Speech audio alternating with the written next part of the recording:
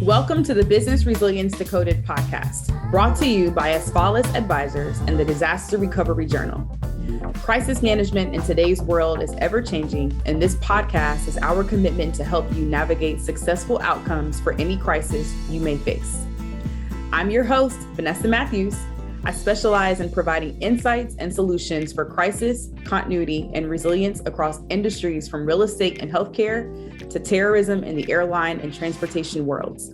No matter what industry you're in, this podcast will provide you the tools to build resilience in your organization. Welcome back to the podcast. Today, we're going to be interviewing Keith Alyea from Wells Fargo. He is the director of Wells Fargo Corporate Investment and Global Head of Business Resilience.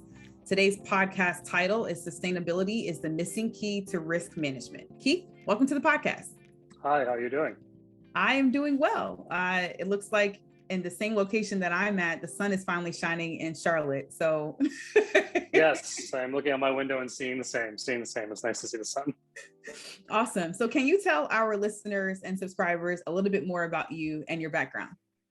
Sure. So I'm actually originally a native of New Jersey. I found my way to Charlotte in 2006. So I've been here for 16 years. It is now home for sure.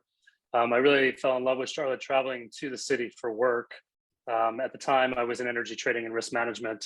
I spent most of my career in that space and was consulting and on the road almost every week, going back and forth to different cities, and both here domestically and around the world.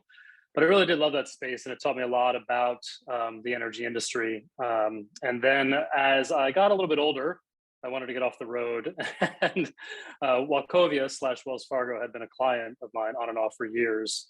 And I was able to take an opportunity and join the bank in 2017 and get off the road. And that was directly within the energy trading and risk management space within Wells Fargo for their commodities group in the corporate investment bank. And then more recently, at the end of 2020, I became the director of CIB Global Business Resiliency. So I've been in that role for a little over a year now. Awesome. So what's interesting is my mom used to work for First Union. Oh, in Norfolk, Virginia. Was she there for a long time? Because we still have a few First Union people left. She was there for a while. And what's funny is, so I grew up in Virginia Beach. She was afraid to drive over the bridge. So she would literally stop and my dad would have to come get her and take her to work every day because she refused to drive over water.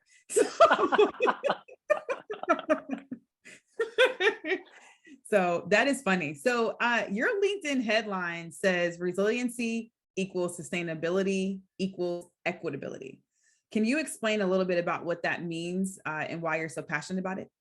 Yeah, absolutely. You know, it's something that came to me when I took this role, because around the same time, there was a large swell of ESG activity happening in the corporate space coming out of COVID, and, you know, various things that were happening in our society. But there was just this general conversation about things that needed to change, not just from a climate perspective and you know, basically climate change, but also what was happening socially for us as a country and equitability amongst various races and socioeconomic classes. So this was all happening at the same time. And so the conversations that we were having were really about, you know, if we're thinking about resiliency, what does that really mean? And to me, at the basic level, it's, as you know, right, it's people, it's places, and it's things.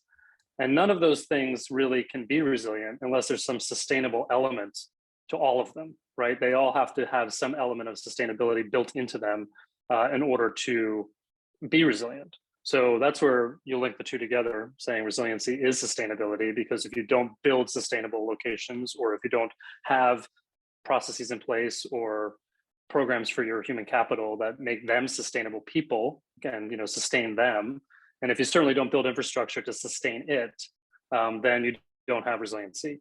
And then lastly, you can't let one be done without the other, and you can't leave anybody out or any place out or anything out. You have to have an equitable approach across the board in order to truly make it resilient, because you can't leave a group of people out of the process and not have them involved and make them sustainable. You can't have an infrastructure set that you just completely ignore that fails and takes everything down with it. You can't forget about places that you work in or live in or, you know, grow in or process in, and not have and leave them out in the dust, and then something happens and everything blows up. So to me, the three are connected and they're all equal, and you have to do it. You have to approach them all together in order to be effective. So that's from. Yeah. We've been having conversations with clients. They want to be more intentional about equity and inclusion from a resilience and emergency management perspective. And one of our clients said he wants to tear down his processes and his systems to truly build with equitable approaches that are sustainable. And so Absolutely. I feel like that echoes what you're saying. Like, you have to build with that in mind from the beginning. Absolutely. Because the human capital element really became a strong center for me, because it's something that I think that in the process of everything that's going on wasn't really discussed traditionally. Human capital, from what happens if you lose people, what do you do? But thinking about it more from the resiliency lens, and the sustainability lens, like, how do you build a sustainable set of people, and what do you need to do for them in order to make that, create that sustainability? And that's really what organizations choose to do culturally, right? You can't ignore diversity and inclusion and expect to have a sustainable workforce. You just can't do that. So it became much more important in my thinking and what I've factored into the work that I do, to say that you have to have equity and inclusion as a part of this process, or it doesn't work. Yep. So I think words matter. However, I also feel like as people, we get hung up on words and we will go down tangents. Oh my gosh. Mm-hmm. So true. We can't agree on resilience. We can't agree on business continuity. We just can't agree on what these terms mean. And I feel like sometimes sustainability has the same challenges, that some people might use it as a buzzword, and not truly thinking about what that word actually means and the intent. And so from your perspective, what might the word sustainability mean or encompass in a corporate environment? Yeah, it's a very good question, and I agree with you. It means so many things, right? We'll talk about this later, but I'm on the board of Sustain Charlotte, and when I first tell people that, they're like, "Oh, so you get involved in the environment and waste, and not being wasteful." And I said, "Oh, it's a lot more than that." So, yes, it is a buzzword, and I think from a corporate perspective, it really, it starts off, and we can say this. Wells Fargo's done a great job in this. Sustainability initially was, what are we doing to be basically good stewards of how we're operating? So, putting solar on our buildings, getting to, carbon neutrality in some way, shape, or form, focusing on minimizing waste, recycling. That's what sustainability was traditionally considered.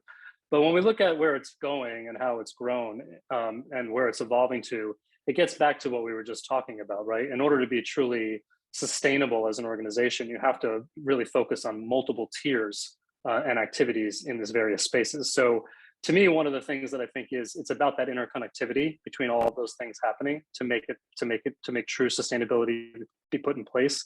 So if you break it down just simply, like, you can have a climate program where you're going to move from not just carbon neutral to getting to net zero on carbon, right? You can understand how you're going to change your investment and your capital improvements to help with reducing greenhouse gases and helping with climate change. That's one tier. Another tier would then be what we just talked about with diversity and inclusion, and really investing in your human capital and creating an equitable workspace where everybody has opportunity to grow and everybody's ideas can be brought to the table. So that's another factor of sustainability, to build that in and actually make that part of it.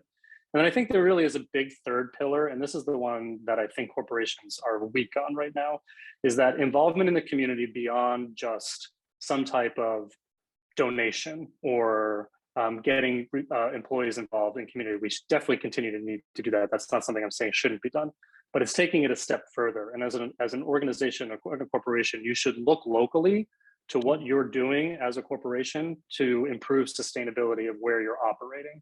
And that means it's going beyond just giving donations and making sure your employees are volunteering. It's literally becoming an active participant in the process. So if I'm a CEO of a company and I'm operating in a city, I want it to be sustainable. I want it to know that there's good transportation to get my workers to work. I will help invest in that. If it's through advocacy with local government or creating some type of creative capital improvement that I can get involved in, then I want to be part of that. Same thing for greenways, the same thing for bikeability, the same thing for walkability, for development with streetscapes. Corporations really need to inject themselves into that process and get deeper into the community from that perspective. And I think that is where sustainability lands. That's really sustainable, right? Because now as a corporation, we're factored into all facets of how we operate, and we're really making investments and putting our money where our mouth is, relative to how the organization fits into the community, if that makes sense. So what I like about what you just shared is this past year, I was appointed by the mayor in Charlotte to serve as a chair of the Charlotte International Cabinet. And we just presented to City Council on the importance of economic development, but also how we are more inclusive of minority and immigrant-owned businesses. And one of the points that we made, especially in Charlotte, is how do we create a better environment where corporations are partnering more in the local supply chains and the small businesses that are here, because we can't truly have safe communities and bring 100 plus people per day to Charlotte, right? If we're not really investing back into the small businesses who live and work here. Let those businesses truly grow their capabilities by serving the corporations here, because that's truly a sustainable supply chain. So like being able to dive into local, I like how you explain that.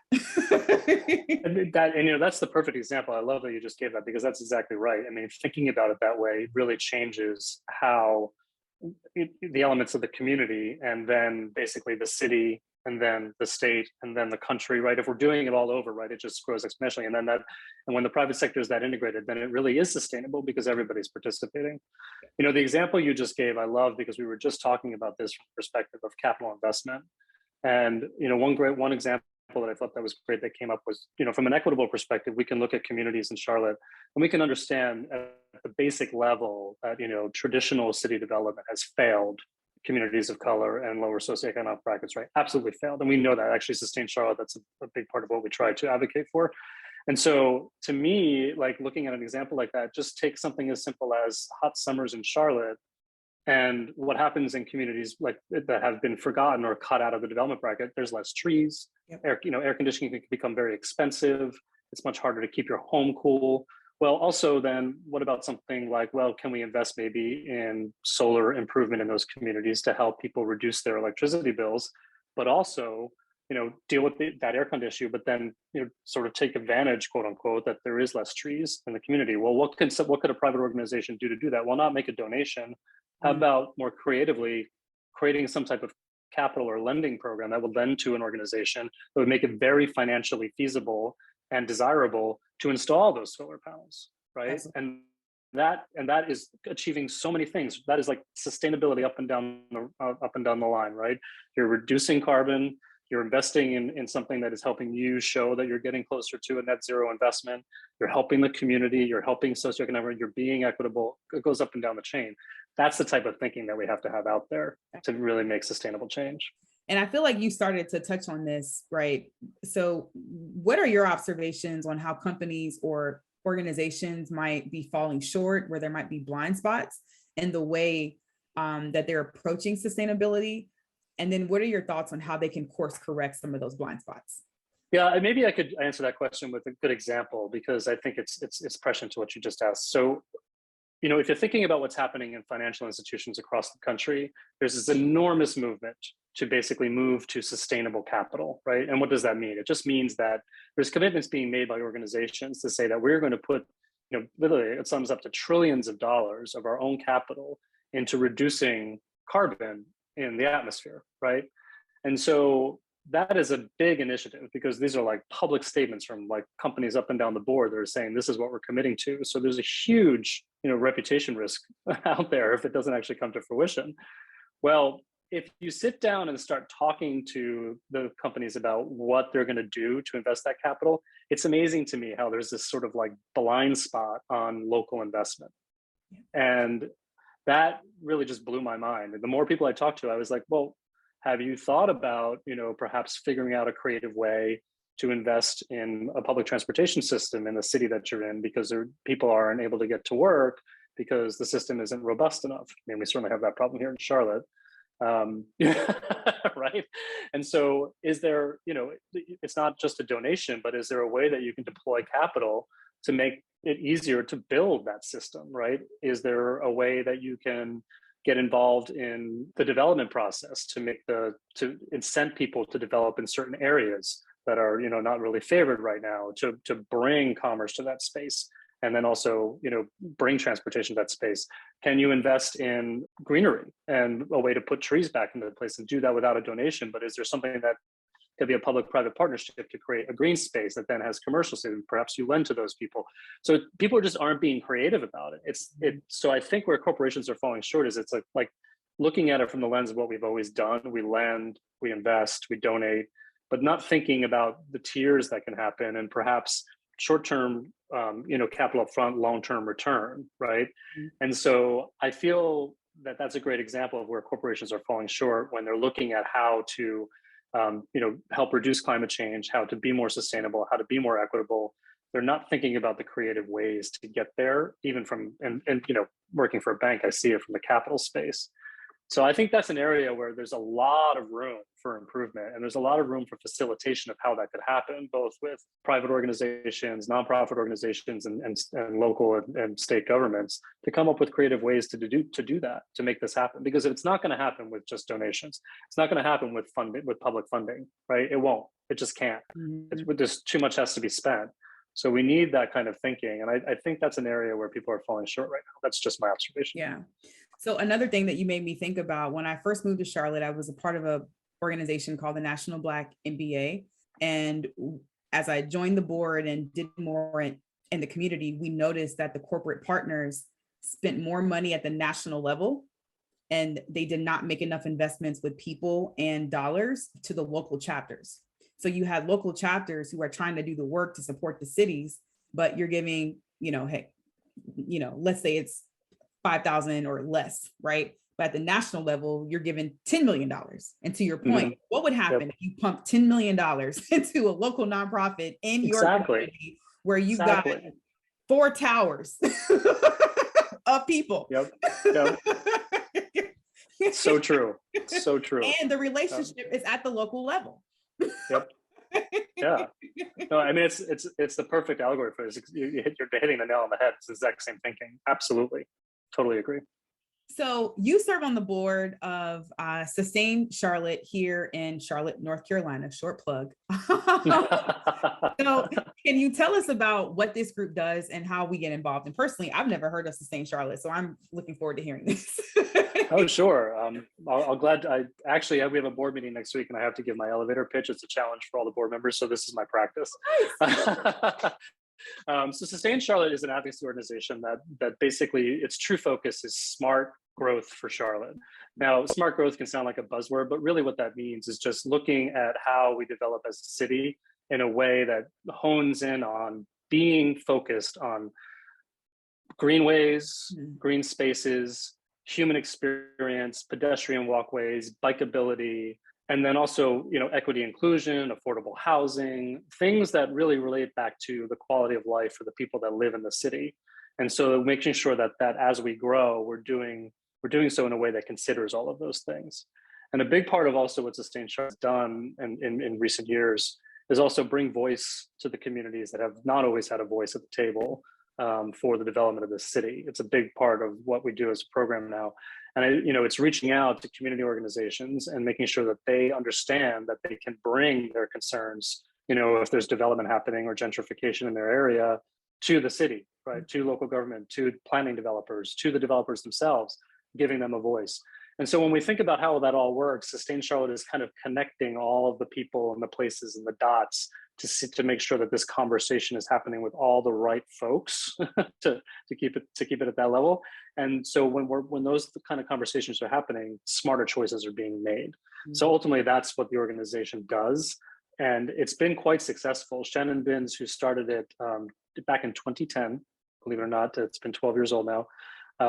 He started it by himself. He just had this idea. He moved to Charlotte, saw that the city had great potential, but that it definitely could be grown in the wrong way and just go through urban sprawl and not focus on making it a livable and smart city.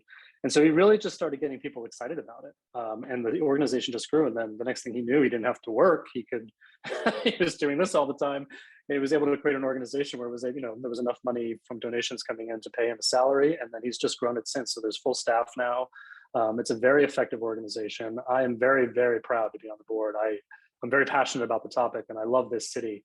And so I'm really happy and proud of what the organization has done for Charlotte. I mean, you can take a look at examples as simple as the 6th Street bike lane in Uptown that cuts through, right? It's guarded now all the way through. That's Sustain Charlotte. made that happen. I mean, they didn't do it on our own, right? But we helped make that happen. A lot of people involved. I love it. That's a great example. So back to your people, how can our audience, how can people make strides towards sustainability in their personal and professional lives within their communities?